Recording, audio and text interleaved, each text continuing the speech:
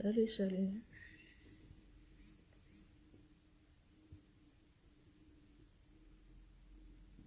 Salut, bonjour à tous. Connectez-vous, connectez-vous.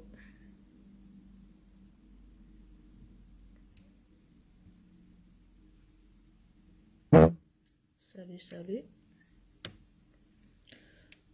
Connectez-vous, connectez-vous.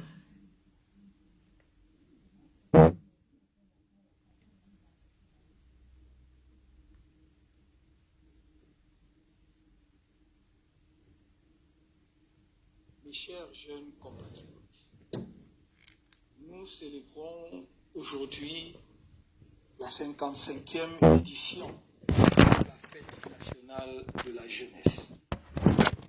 Cette fête avait été instituée en son temps pour souligner l'importance que la nation accorde à la jeunesse dans le projet de construction d'un pays moderne, tourné vers l'avenir et désireux d'asseoir son autorité et sa respectabilité sur la scène internationale. Oh, Année après, mais elle est bien souvent perçue comme un moment de célébration festive. Je voudrais que... salut, salut, salut. Bonjour à tous. Bonjour à tous et bienvenue dans ce Facebook Live sur la page de Bombitana officielle.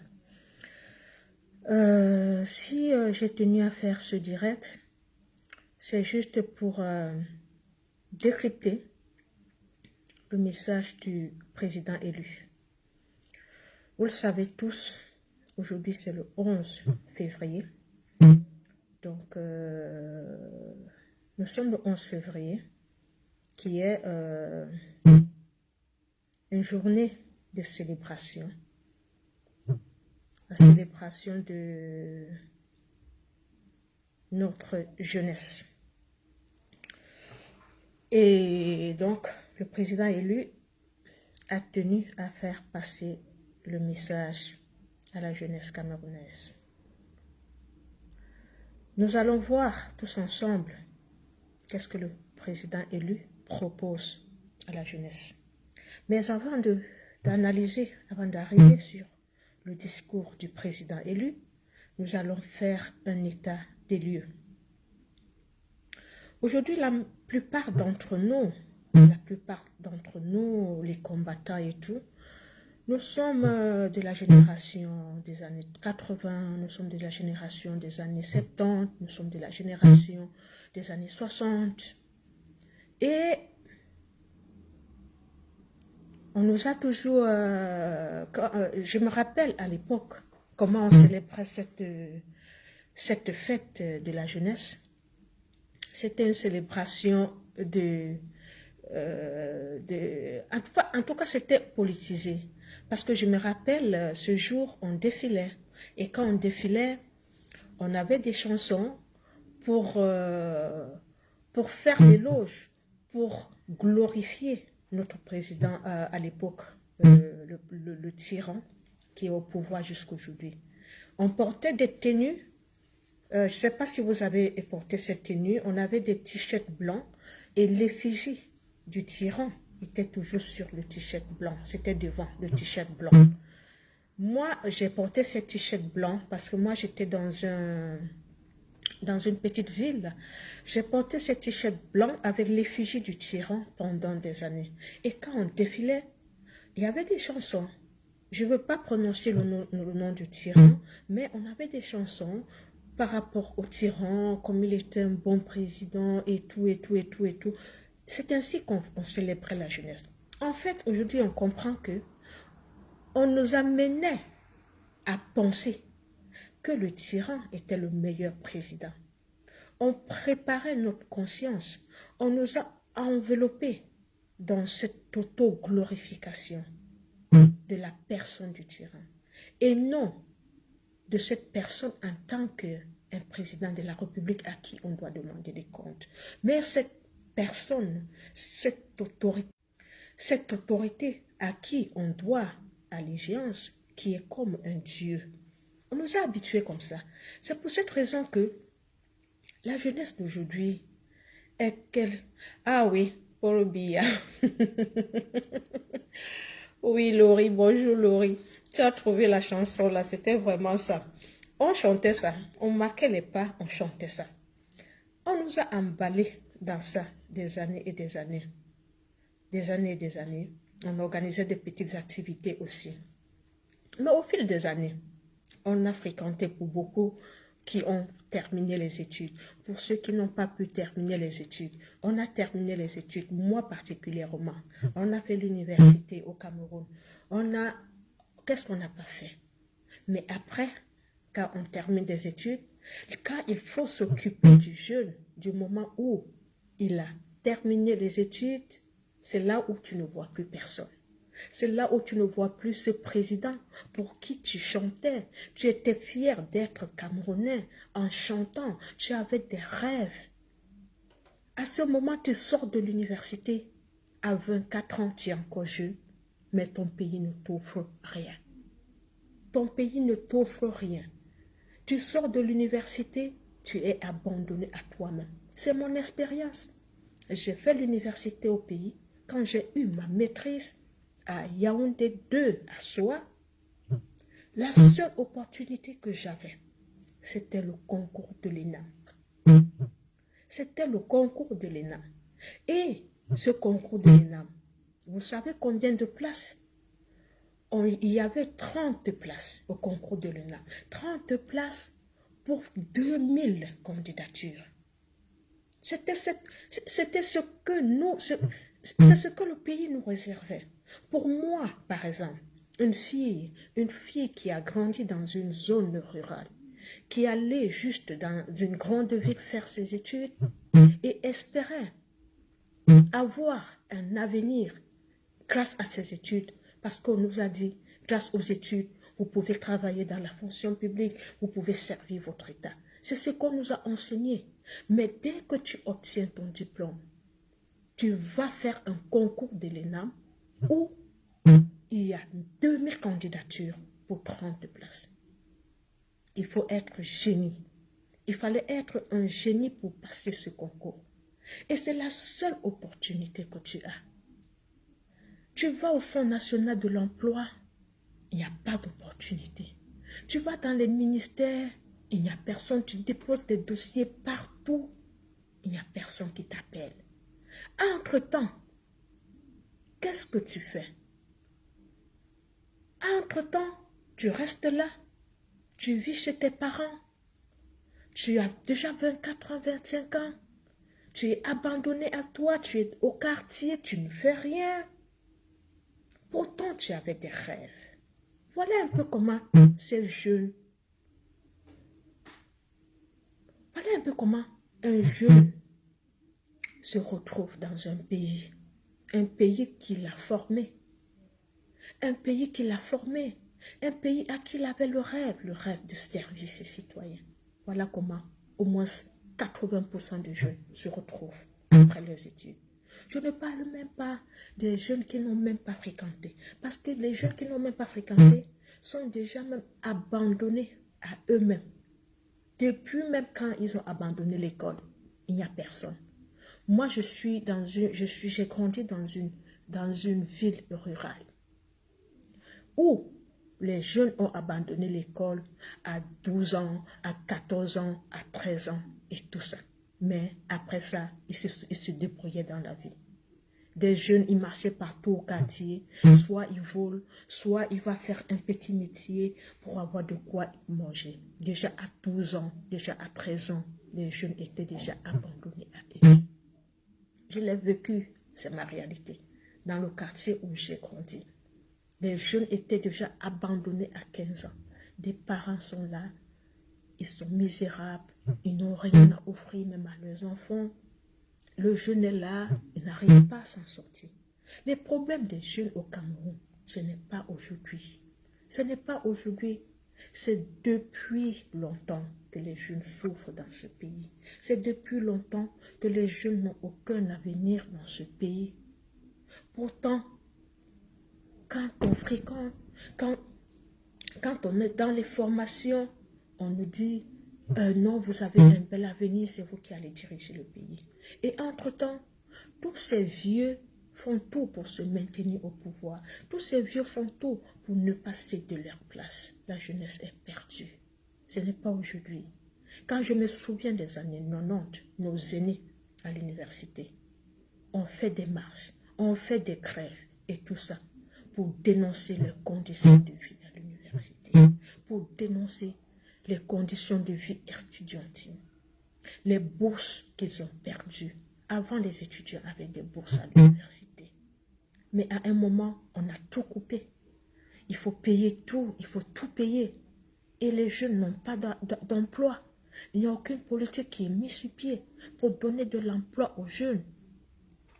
Aujourd'hui, on nous parle de que les jeunes doivent aller à l'étranger pour travailler, il a dit quoi? Pour aller chercher, pour revenir dans leur pays, pour investir. Il y a combien de jeunes qui sont morts dans la Méditerranée? Il y a combien de jeunes qui continuent à mourir dans la Méditerranée? Il y a combien de jeunes qui sont esclaves en Libye? Il y a combien de jeunes filles aujourd'hui qui sont dans des foyers au Liban, qui sont dans des pays comme le Koweït, qui sont dans des pays comme Dubaï, qui sont des esclaves domestiques? Il y a combien de jeunes filles? Je me souviens à l'époque, on faisait des recrutements, on venait dans des maisons, des agents qui prennent des jeunes filles et qui disent, il y a une famille qui a besoin de jeunes filles. La maman ne sait même pas où sa jeune fille est en train de partir.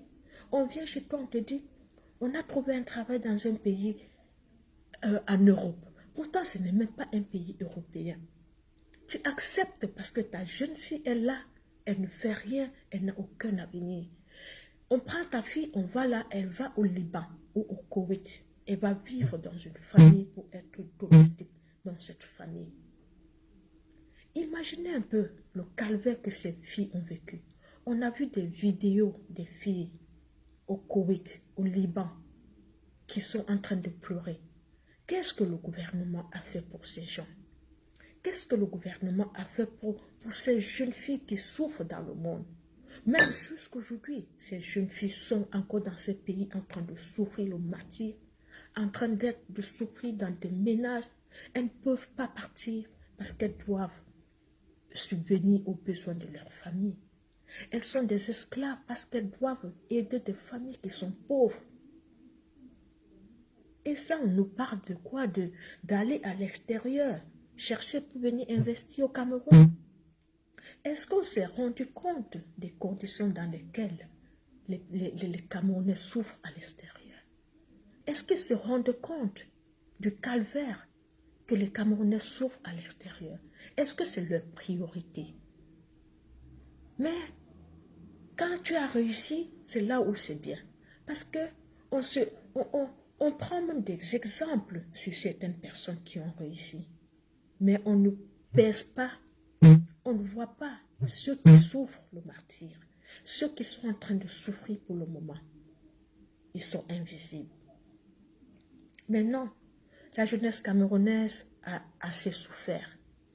La jeunesse camerounaise a assez souffert et doit cesser de souffrir. Tous ces vieux-là qui sont là, qui ont pris le pouvoir depuis des années, ils doivent libérer, ils doivent partir. Trop c'est trop.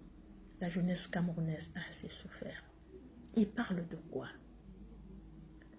Quand tu arrives, moi j'ai fait un pays qui s'appelle Chypre dans des années 2009. Nous, on est partis à Chypre comme des étudiants. Parce qu'ils parlent de la jeunesse, ils parlent de qui? Est-ce qu'ils connaissent ce que des gens souffrent? Est-ce qu'ils connaissent ce que nous endurons dans ces pays étrangers? Est-ce qu'il y a l'écoute quelque part? Est-ce qu'il y a quelqu'un qui peut même écouter les jeunes quelque part? Nous, on est partis à Chypre pour fréquenter. On n'était pas allés en aventure. On était des étudiants. Mais dans ce pays où il y avait une ambassade au Cameroun, un consulat, pardon, le Cameroun n'avait même pas un représentant dans ce pays qu'on appelait Chypre, qu'on appelle Chypre. Le Cameroun n'avait pas un représentant. On est resté là-bas. Quand ton passeport expirait, il fallait faire des gymnastiques pas possibles pour renouveler ton passeport. Quand on avait des problèmes avec l'administration, il n'y avait personne pour nous aider, pour nous soutenir. Nous, des étudiants, des jeunes étudiants de 18 ans, de 20 ans, de 21 ans, beaucoup de Camerounais ont perdu leur avenir dans ce pays parce qu'ils étaient déroutés. Parce qu'on a fait face au racisme. On a fait face à toutes les attaques. Mais on était seuls. On était abandonnés à nous comme des orphelins. Il n'y avait aucun représentant du Cameroun dans ce pays. On a souffert dans ce pays. Beaucoup ont été rapatriés. Beaucoup n'ont pas terminé leurs études. Pourtant, ils ont eu des visas étudiants. Aucun membre du gouvernement ne s'est jamais intéressé sur ce qui s'est passé là-bas. C'était la jeunesse du Cameroun. On était des jeunes, on a été formés au Cameroun. On est allé là-bas avec un visa étudiant. De quelle jeunesse il parle? Il parle de quelle jeunesse? À un moment, il faut la fermer. Il faut respecter les souffrances des jeunes à un moment. Vivre à l'étranger n'est pas facile. Nous sommes ici, en Belgique. Les jeunes, les étudiants actuellement ont des problèmes. Parfois, ils n'arrivent même pas à renouveler leur séjour. Parfois, ils n'arrivent pas avec le Covid à avoir même de quoi manger parce qu'il n'y a plus de job étudiants et tout. Mais quelle initiative avez-vous entrepris pour les aider? Vous avez entrepris quoi pour aider des étudiants? À un moment, il faut se poser des bonnes questions. Quelle place a la jeunesse dans notre pays? Moi, je pense que la jeunesse n'a aucune place dans le système en place. Le système en place n'a aucune considération pour les jeunes. Aucune considération. Je vous ai déjà cité des exemples là-bas. Aujourd'hui au Cameroun, les jeunes, les étudiants, les anciens étudiants sont devenus des débrouillards. Tu fréquentes, tu as un diplôme, tu fais marketing, tu fais des écoles chères, tu as un BTS, après tu reviens à la maison, tu n'arrives même pas à manger, tes parents te prennent en charge et tout. Non, ce n'est pas ça l'avenir d'un jeune dans un pays. Le jeune, c'est le fer de lance d'une nation. Une nation qui doit prospérer doit avoir une jeunesse sur qui elle peut compter. Vous ne pouvez pas former des jeunes et ne pas les accompagner dans la vie professionnelle. C'est absurde. C'est absurde. Vous ne pouvez pas former les jeunes et ne devez pas les accompagner dans la vie professionnelle. C'est absurde. Donc, je vous ai fait un état des lieux de la situation des jeunes dans notre pays. J'ai entendu hier dans des directs que les jeunes Camerounais ont peur, les jeunes Camerounais ne s'offusquent pas, les jeunes Camerounais ne s'indignent pas, ne se soulèvent pas parce qu'ils ne sont pas prêts et tout.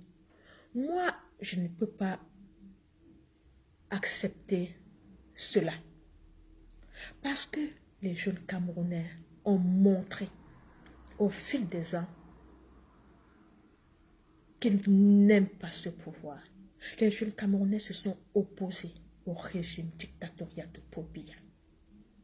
Il y a des exemples. Nous avons les grèves des années 90, des grèves des années 2000 dans des universités. Et récemment, en 2008, nous avons eu la grève de la faim qui a causé des morts. La grève de la faim de 2008, vous savez combien de jeunes sont morts à Bipanda à cause de ce soulèvement? Il y a eu beaucoup de morts. C'est juste pour vous dire que les jeunes Camerounais peuvent se soulever. Les jeunes Camerounais se sont déjà soulevés contre ce régime. Parce que le jeune d'aujourd'hui, c'est le vieux de demain. Les jeunes Camerounais se sont toujours soulevés contre ce régime depuis des années. Mais la question qu'on doit se poser, c'est juste de savoir pourquoi est-ce que ces mouvements de contestation n'ont pas abouti au renversement du régime. La question qu'on doit se poser, c'est que pourquoi est-ce que ces mouvements de contestation n'ont pas abouti au renversement de Paul Biya, à un changement dans notre pays depuis des années? Pourquoi est-ce qu'on n'arrive pas à renverser ce régime? Pourquoi est-ce que les jeunes que je dis, aujourd'hui, on a des combattants qui sont dans la soixantaine, qui ont été des jeunes hier, qui ont combattu ce régime. Mais ce régime a toujours su se maintenir. Pourquoi est-ce que ces jeunes-là n'ont pas pu? Pourquoi est-ce que les soulèvements des jeunes dans des années 90, 2000 n'ont pas permis à renverser le régime de Biya? Nous devons analyser les causes. Pourquoi est-ce qu'aujourd'hui les jeunes, quand on parle des marches, les jeunes ne se lèvent pas, les jeunes ne se sentent pas concernés, les jeunes n'y vont pas? Pourquoi est-ce que cela? Moi, je pense que la réponse à cette question, c'est quoi? C'est juste que le régime de Biya est assez rodé. C'est un régime qui utilise beaucoup de personnes pour pouvoir contrecarrer. C'est un régime qui utilise des propres personnes qui sont dans une dynamique de changement, sont utilisées pour éteindre ce même mouvement. Donc, quand il y a un mouvement, on approche les leaders de ces mouvements. Le gouvernement a des stratégies. Il approche les leaders de ce mouvement et leur propose soit de quitter le pays, et leur propose soit de l'argent, et leur propose soit quelque chose. Et après, quand on leur fait cette proposition, beaucoup de leaders sont tentés. Oui, sont tentés donc. Parfois ils sont menacés, parfois ils prennent le chemin de l'exil parce qu'ils sont menacés. Donc, les mouvements ont échoué parce que beaucoup de jeunes n'ont pas cru en ce combat. Beaucoup de jeunes ont à un moment cédé à la peur, cédé à l'intimidation, des menaces et tout. Ils ont cédé et le gouvernement a gagné.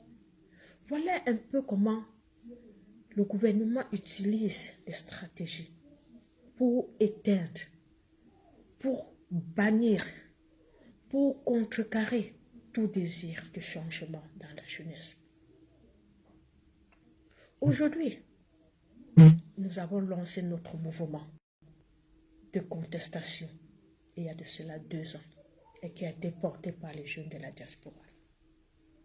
Vous avez vu tout ce qu'on a fait pendant 2 ans. Je pense que ce mouvement a tenu parce que ces jeunes étaient dans la diaspora. Si ce mouvement avait été au pays, ce mouvement n'existerait plus. Oui, si ce mouvement était au pays, ce mouvement n'existerait plus. Parce que le gouvernement aurait tout fait pour casser le mouvement, pour casser la jeunesse. C'est ce qu'ils ont toujours utilisé. Pour casser la jeunesse, on a toujours utilisé des stratégies de corruption, d'intimidation. Et voilà. Aujourd'hui, qu'est-ce que nous devons faire? Qu'est-ce que nous devons faire pour que le jeune Camerounais se sente concerné, se sente impliqué par le désir de changement dans son pays? Qu'est-ce que nous devons faire? Nous ne devons pas juger la jeunesse camerounaise. Nous ne devons pas croire que c'est une jeunesse qui est incapable.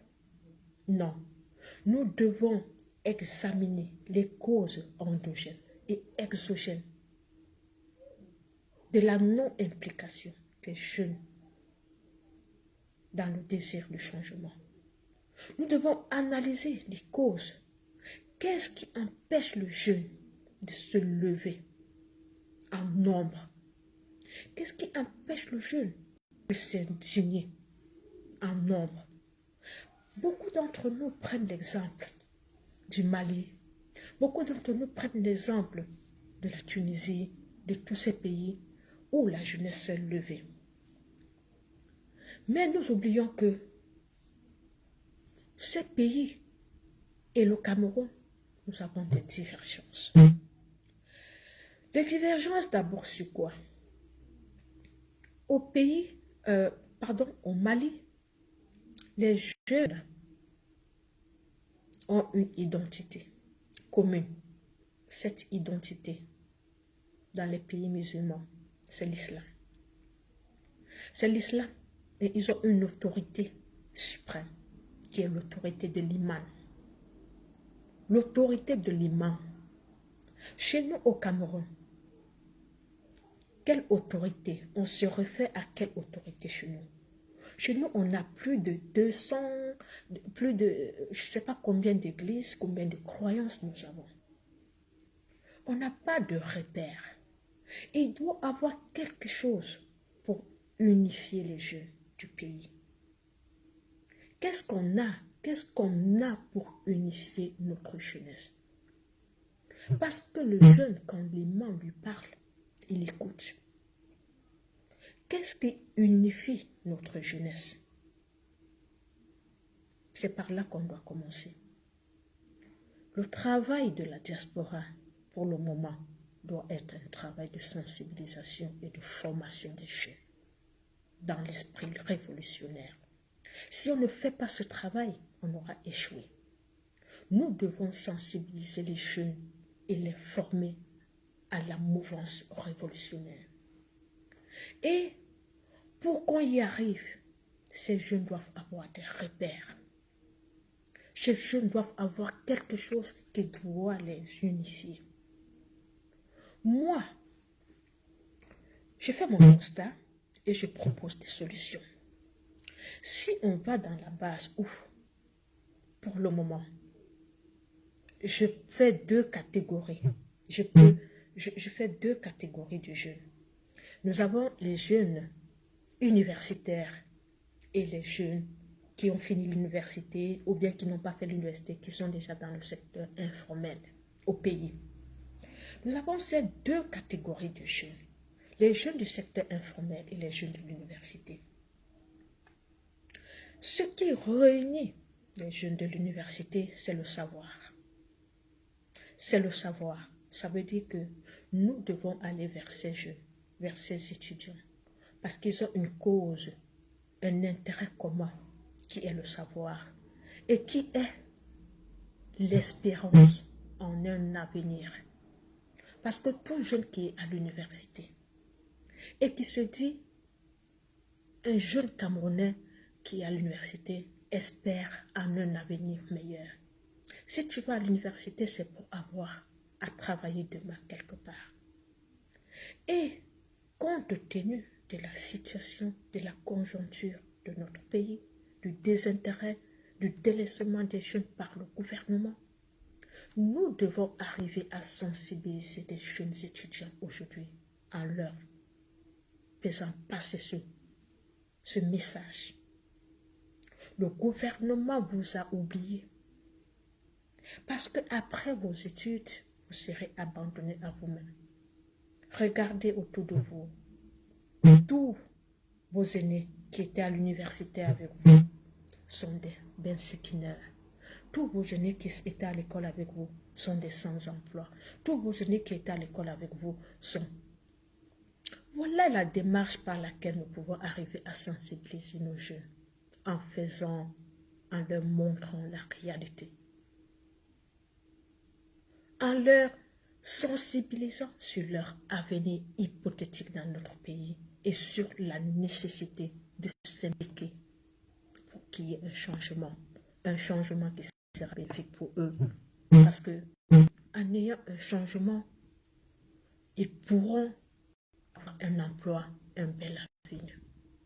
Donc, nous devons, nous de la diaspora, au lieu de crier sur les réseaux sociaux, nous devons mettre sur pied des commissions pour aller au Cameroun, pour rencontrer au Cameroun des jeunes étudiants. Nous devons rencontrer des jeunes étudiants au Cameroun. Parce que ils ont en commun, comme je vous ai dit. Leur avenir est commun. L'avenir de tous les étudiants est commun. C'est aspirer à un bon emploi. Et si nous pouvons leur dire que pour qu'ils espèrent à cet emploi, il faut que ce système parte. Parce qu'avec ce système, ils n'auront rien. Nous devons aller dans des universités. Nous devons rencontrer des organisations estudiantines. S'il n'y a pas d'organisation estudiantine, nous devons les apprendre à s'organiser. Nous devons apprendre à nos jeunes étudiants à s'organiser autour des organisations estudiantines. Si nous ne le faisons pas, nous aurons raté notre révolution. Nous devons impulser l'esprit révolutionnaire au Cameroun en approchant nos jeunes étudiants, en leur donnant des idées de formation, des idées pour s'organiser. En plus de ces étudiants, je vous ai cité deux catégories. Nous avons les jeunes du secteur informel. Je ne veux pas dire seulement des benskinners, parce qu'il n'y a pas que des benskinners qui sont dans le secteur informel au Cameroun.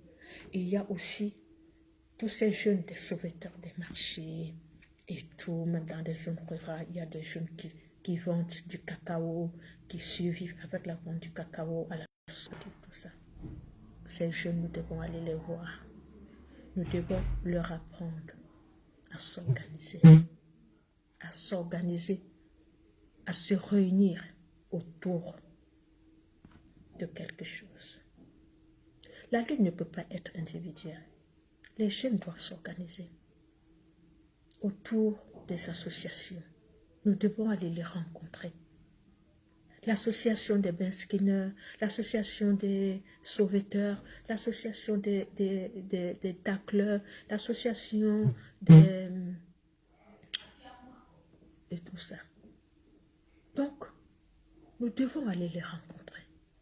Tous ces jeunes, dans les marchés, nous devons aller les rencontrer. Dans les carrefours de Bensky, nous devons aller les rencontrer. Dans des associations de jour, ils siègent. Il y a des jeunes qui font des réunions.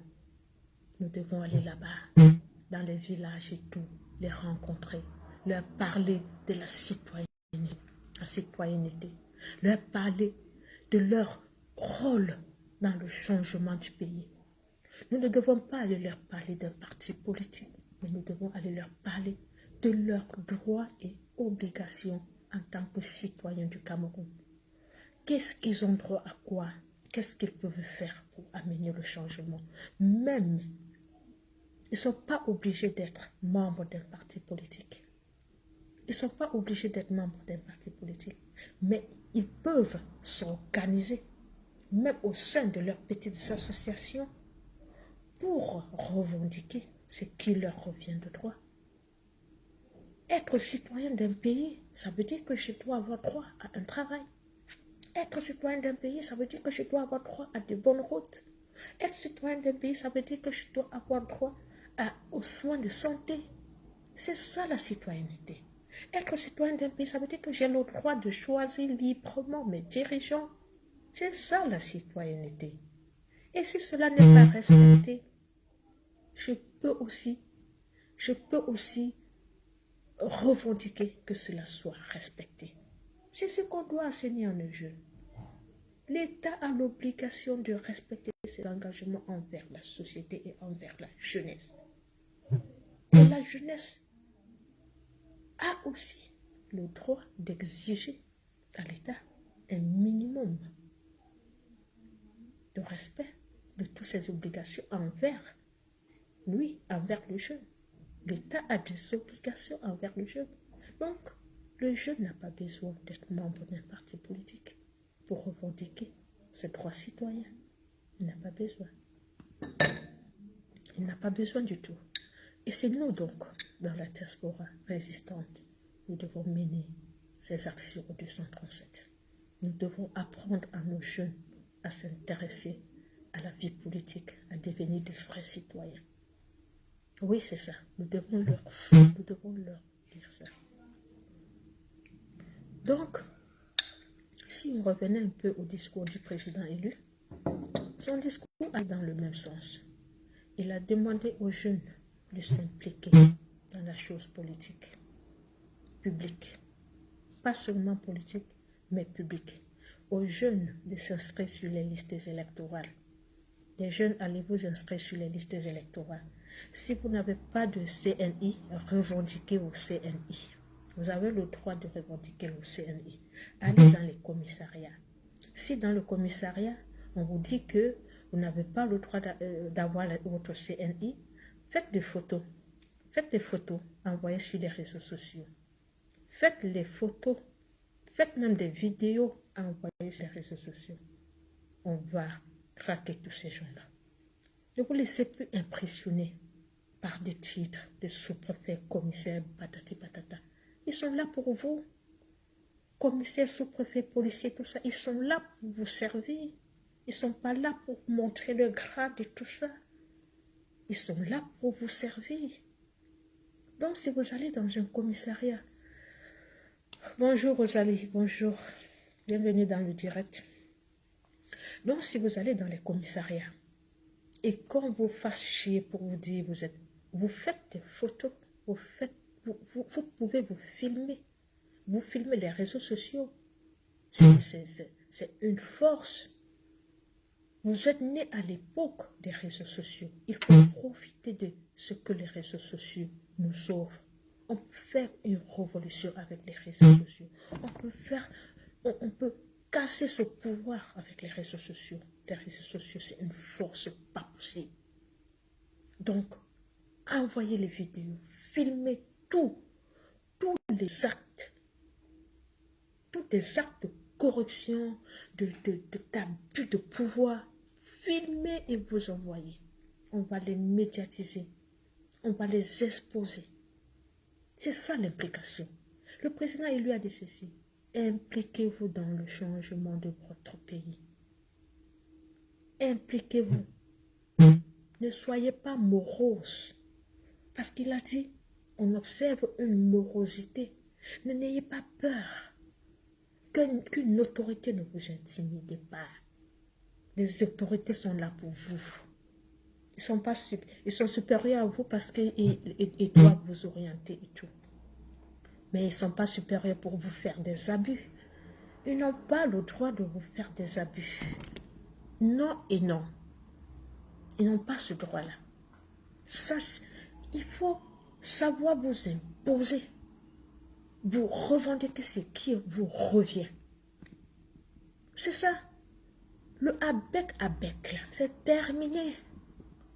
Le avec, c'est terminé. Vous êtes une jeunesse dynamique. Le président élu l'a dit ça. Vous êtes une jeunesse dynamique. Vous avez du potentiel.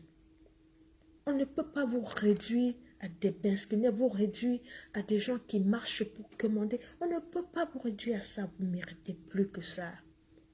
Vous avez le droit de rêver. Vous avez le droit d'avoir aussi un bon travail, d'avoir une belle famille. Vous avez ce droit-là.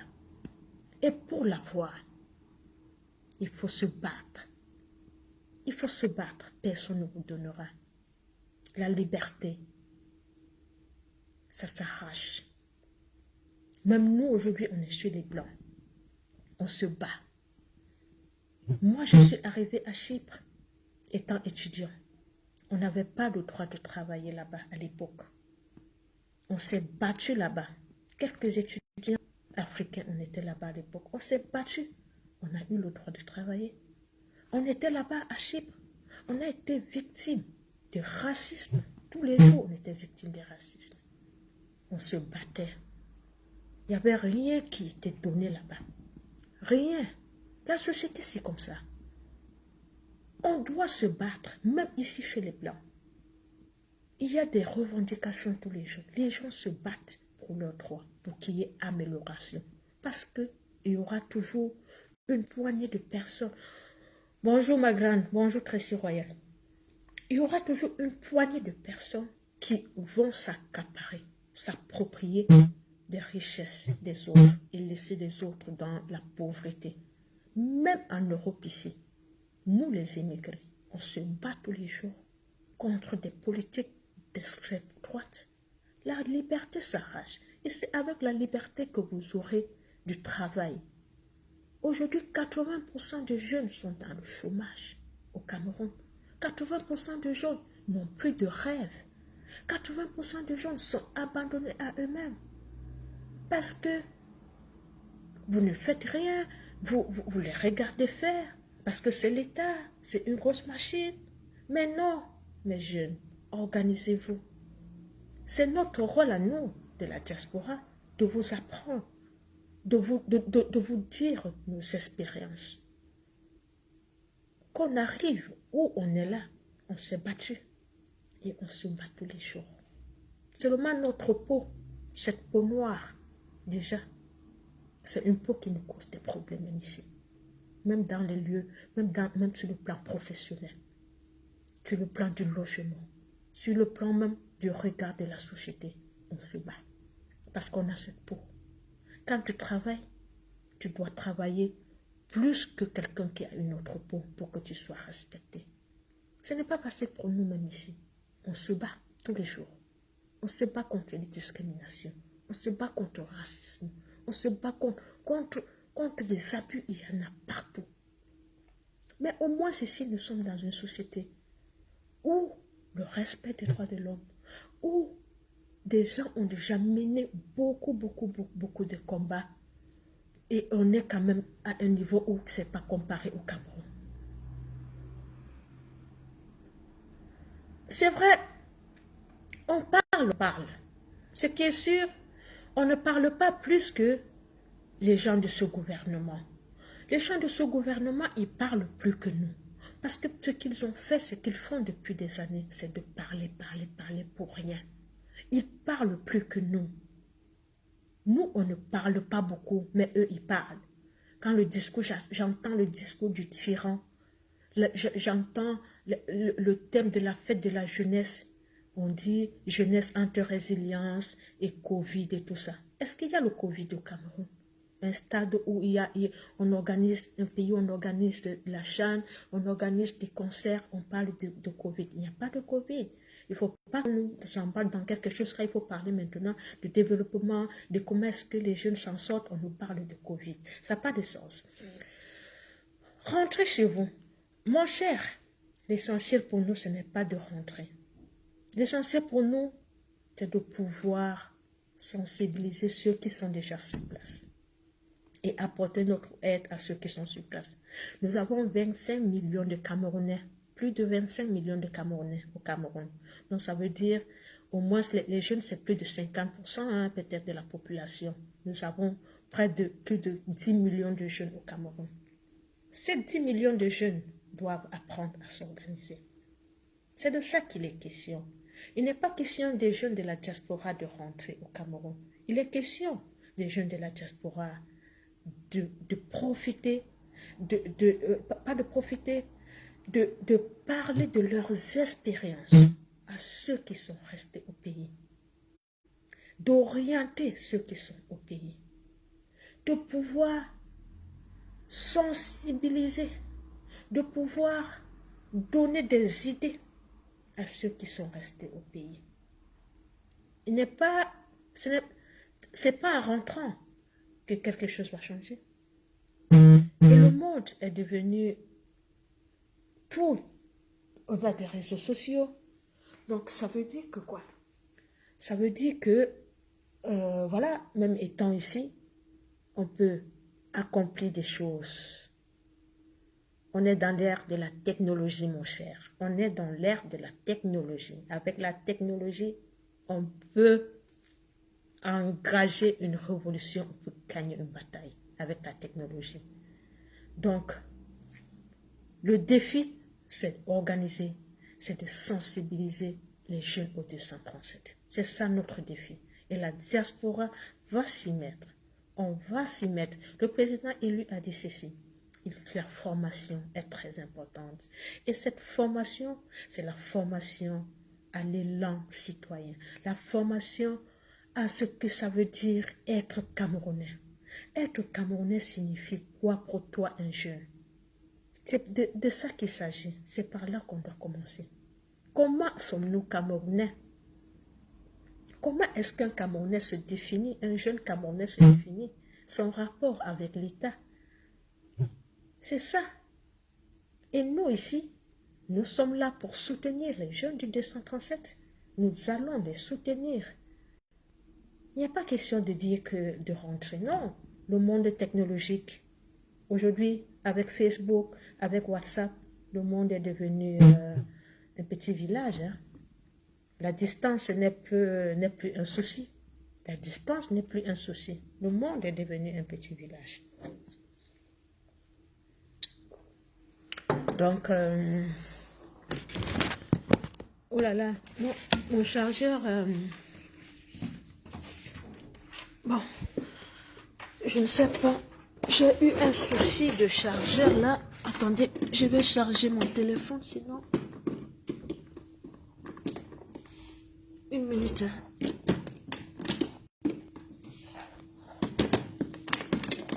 Oh là là. Bon.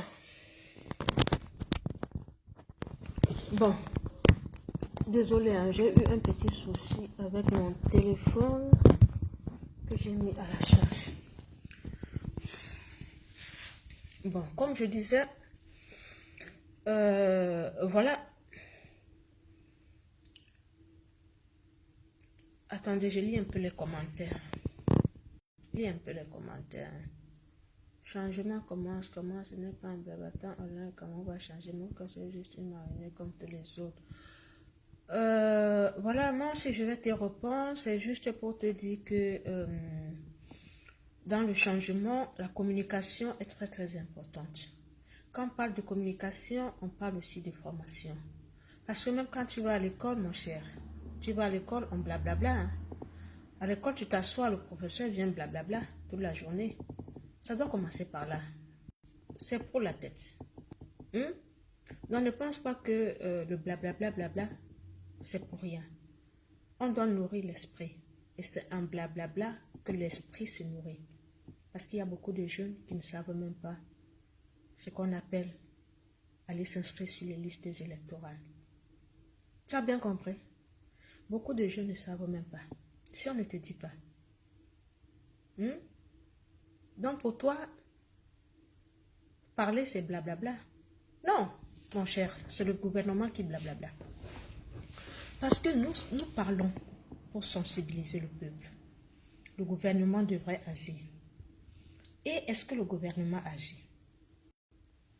Est-ce que le gouvernement agit? C'est le gouvernement qui blablabla.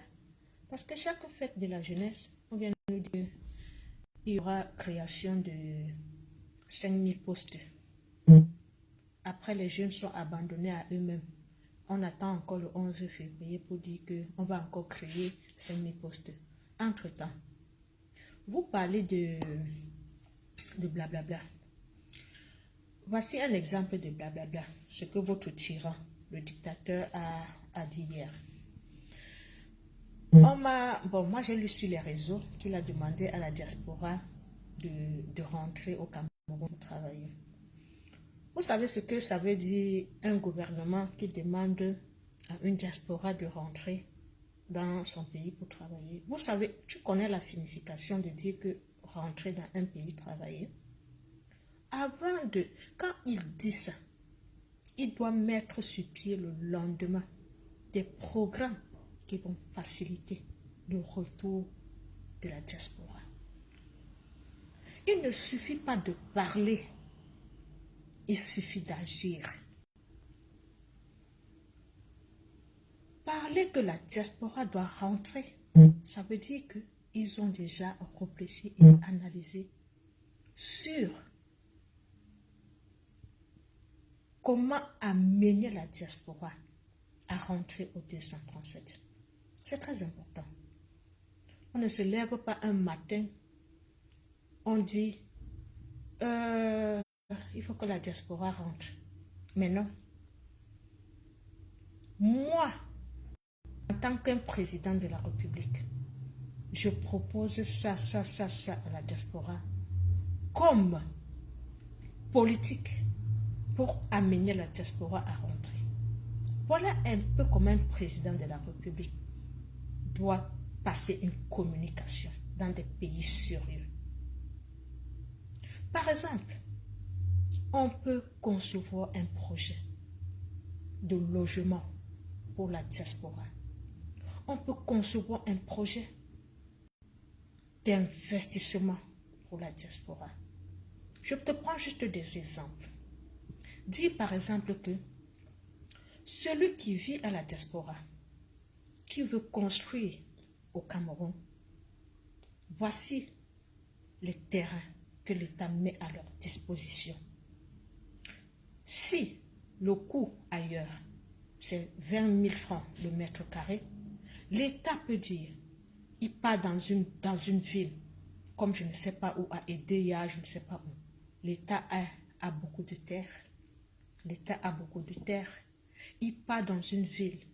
Il prend les terres. Bon, il ne prend même pas, ce sont ses terres. Il se dit, voici un projet de logement de la diaspora.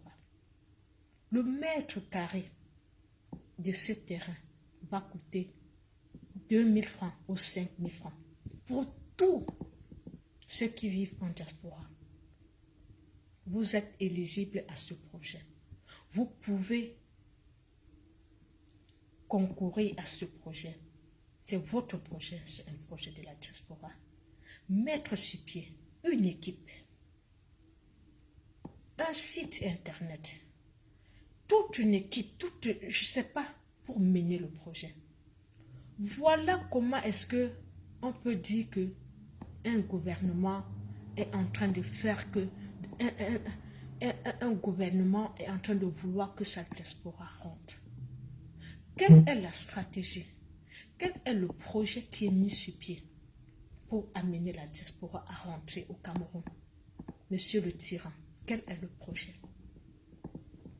On peut dire, par exemple, pour tous ceux qui veulent investir au pays, vous ne payez pas les taxes, vous ne payez pas la douane sur votre marchandise, vous ne payez pas ceci, vous avez réduction de cela pour tous ceux de la diaspora qui voudraient investir au pays.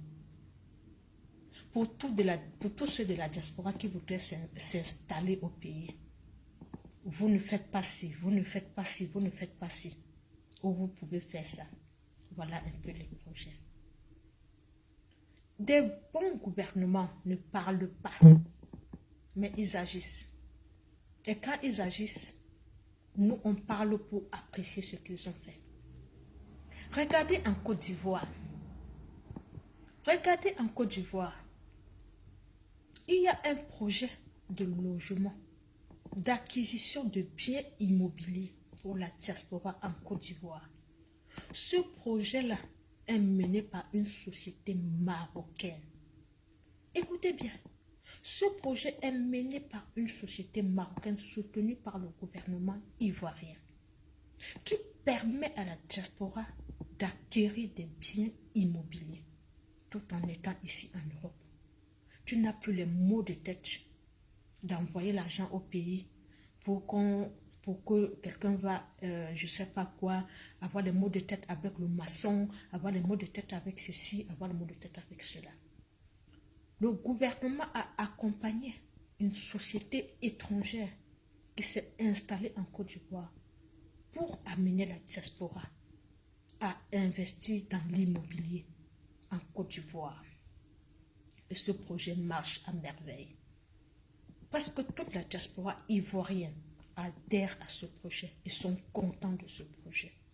Parce que étant ici en diaspora, tu acquiers ton bien immobilier en Côte d'Ivoire sans maux de tête. Sans maux de tête. Tu n'as pas les maux de tête. Tu sais que quand tu es en train de construire ta maison, tu le confies à des spécialistes, à des experts, à des gens sérieux. Donc, voilà un exemple que je vous donne, mon cher ami. Nous, on est là, on blablabla pour informer. Mais ton gouvernement camerounais, blablabla, dans la roubladise pour rouler les gens et voler l'argent du peuple tout le temps. C'est pour ça. Pourquoi est-ce qu'au Cameroun, ils sont incapables de mettre sur pied un projet de logement, d'investissement immobilier de la diaspora? Je demande que pourquoi ils ne le font pas. Si on le fait, on va mettre toujours des Camerounais qui seront là-bas des grands corrompus et que ce projet même là ne va pas marcher. C'est pour ces raisons que même sûrement la Côte d'Ivoire a pris une société marocaine. Il a pris une société marocaine pour le professionnalisme, parce qu'on connaît le niveau d'amateurisme des sociétés africaines. On connaît le niveau d'amateurisme, le niveau de corruption de beaucoup de personnes. On nous confie ça aux sociétés étrangères. Donc, le tyran blablabla, l'heure de blablabla est terminée. Maintenant, on a besoin d'action. On a besoin d'action. Et beaucoup de pays sont en train d'évoluer dans ce sens-là. Sont en train de mettre sur pied des bons projets avec la diaspora. Pas de venir parler. On va rentrer dans votre pays. Mon frère, on rentre comme ça. On rentre comme ça. Ceux qui sont déjà rentrés là, vous avez fait quoi d'eux? Si c'est pour prendre le nom des gens affichés, ou c'est les qui, les quoi, les qui, vous affichez. J'ai plein d'amis qui sont rentrés au pays là. Ils font quoi? Qui les a fait quoi? J'ai plein d'amis qui sont rentrés au pays là, qui ne voient pas clair. Qui ont des diplômes ici, mais qui misèrent au pays. Ils n'ont pas de travail, des jeunes.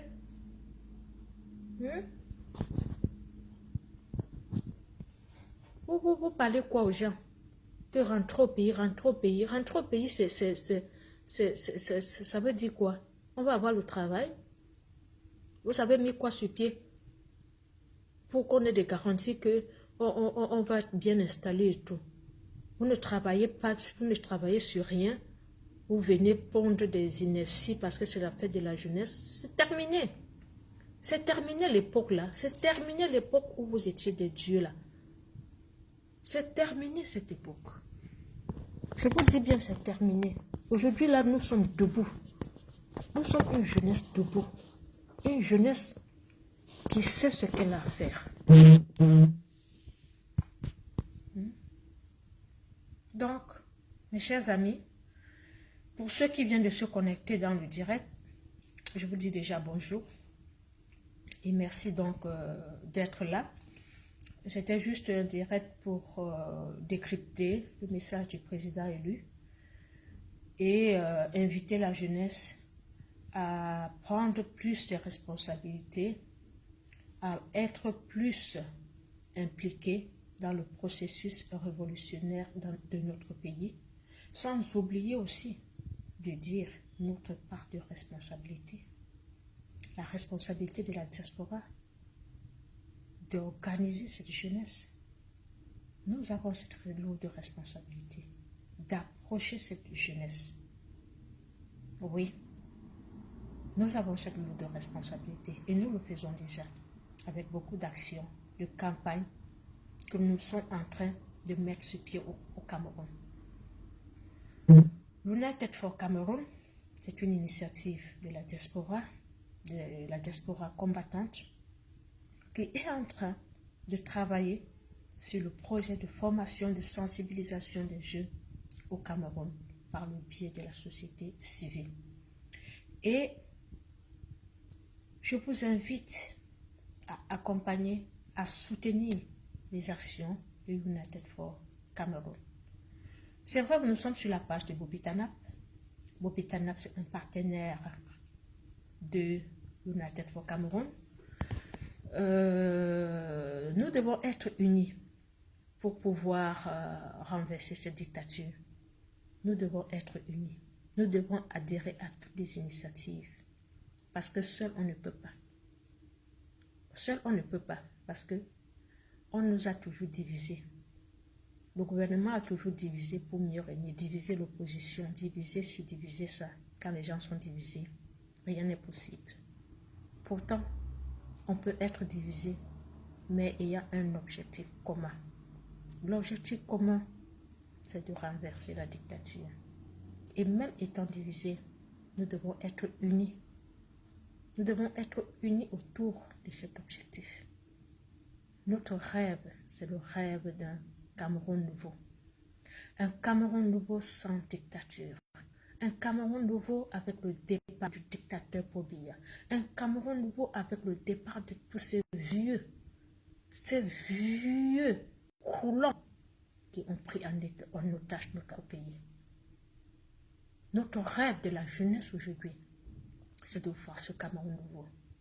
Notre rêve du Cameroun, c'est de ne pas laisser ce combat à nos enfants. Et ce rêve-là se réalisera. Ce rêve se réalisera avec vous, les jeunes. Oui, j'en suis sûre. Ce n'est qu'une question de temps. Impliquons-nous. Croyons en ce que nous faisons. Ne nous dispersons pas. Soyons soudés. Soyons soudés, soyons soudés, soyons soudés. Même dans la divergence, ne perdons pas l'objectif commun.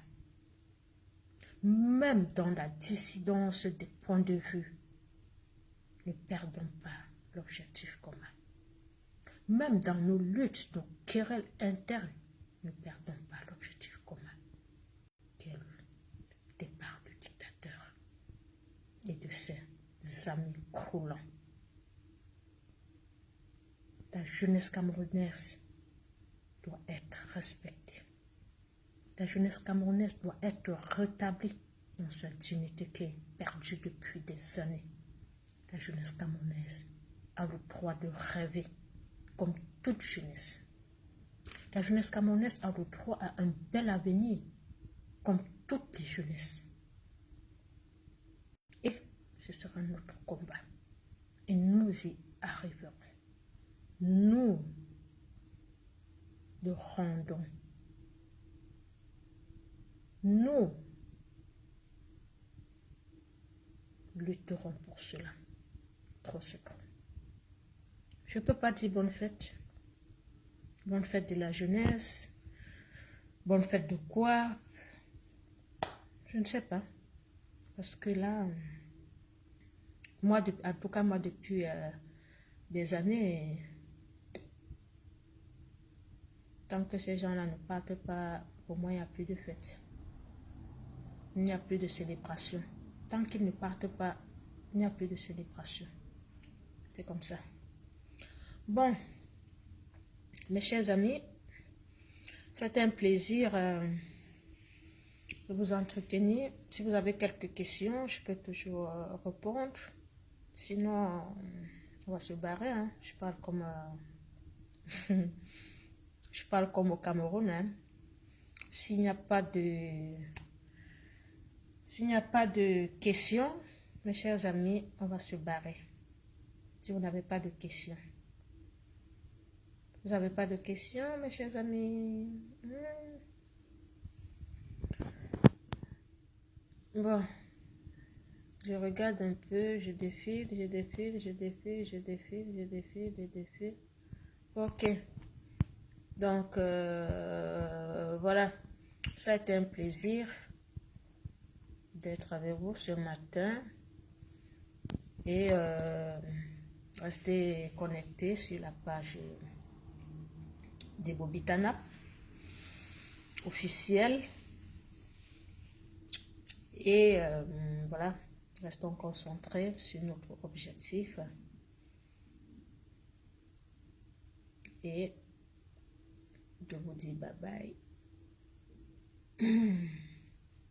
Bye bye et à bientôt.